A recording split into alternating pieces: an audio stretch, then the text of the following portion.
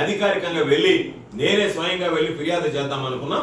కాబట్టి వెళ్ళి అధికారికంగా ఆర్ఓ కూడా మళ్ళీ ఒకసారి నేనే ఫిర్యాదు చేస్తా దొరికినటువంటి వీడియో క్లిప్పింగ్ బట్టి. ఈరోజు దాన్ని బట్టి వాళ్లే ఇచ్చారు, పంచింది వాస్తవం అని ఒప్పుకున్నారు. కాబట్టి క్లియర్ కట్ ఎఫ్ఐఆర్, ఇంక దాని మీద విచారణ కూడా అవసరం లేదు. మానవతా దృక్పథంతో పంచాడా, ఇంకొక దృక్పథంతో పంచాడా, ప్రతి ఒక్కడు ఎన్నికల్లో పంచేవాడు మానవతా దృక్పథం అనే చెప్తాడు, తీసుకునేవాడు మానవతా దృక్పథంతోనే తీసుకుంటాడు.